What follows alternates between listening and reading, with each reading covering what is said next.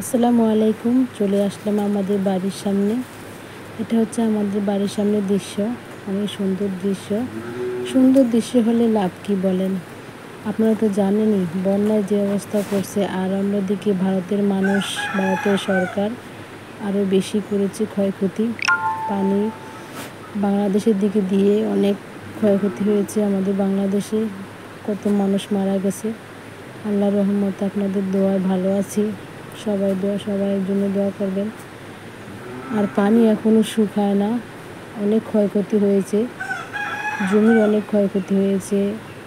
দেখুন এখনও পানি শুকায় না। আর কাদার কারণে আমি হাঁটতেও পারছি না, ভিডিওটাও করতে পারছি না। অনেক ভালো লাগছে আমার কাছে। অনেকদিন পরে আসলাম, পানির কারণে এখানে আসতে পারিনি। আর এখানে থাকা হলে বেশি আমার, কারণ আমি আমার বাড়িতে আসলে আমি আগে চলে যাই বিলের কাছে, কারণ বিলের দৃশ্য আমার কাছে অনেক ভালো লাগে, আমার মনটাও ভালো করে দেয়। দেখেন আপনাদের কাছেও ভালো লাগবে, কত সুন্দর দৃশ্য আমাদের বাড়ির সামনে। কি জ্বালা তুলতাছে, আর একদম কাদা এখন ভরপুর, পানিতেও ভরপুর, আসা যাওয়া করা যাচ্ছে না, অনেক কষ্ট হচ্ছে। আর পানিগুলো শুকিয়ে যাচ্ছে আল্লাহর রহমতে।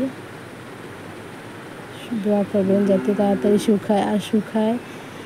শুকায় আবার বৃষ্টি আসে আবার কাদা করে দেয়। কোনো লাভ নেই। রোদ আসে, রোদের পরে বৃষ্টি দিতে আবারও আগের মতোই হয়ে যায়। সো আমাদের চাচিরা জ্বালা তুলছে কাজের পাকে,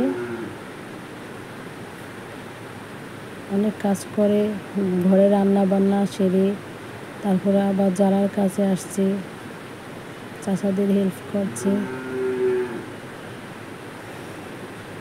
আর এই বিলের সামনে আসলে আমার ছোটোবেলার কথা মনে পড়ে। এই বিলে কত দুষ্টামি করতাম, মৌলাছি, কানামাছি, তারপরে গোলা ছুট, আরও অনেক পদের খেলাধুলা করতাম ছোটোবেলায়। অনেক মনোমুগ্ধকর। দেখেন আপনাদের কাছে ভালো লাগে কিনা জানি না, আমার কাছে অনেক ভালো লাগে। আসলে নিজের বাড়ি যতই ভাঙাচোরা হোক না কেন, নিজের ঘরের চেয়ে, নিজের বাড়ির চেয়ে আর কোথাও এত শান্তি পাওয়া যায় না। আপনারা দেখবেন যত জায়গায় যাবেন, নিজের বাড়ির মতো শান্তি আর কোথাও পাবেন না।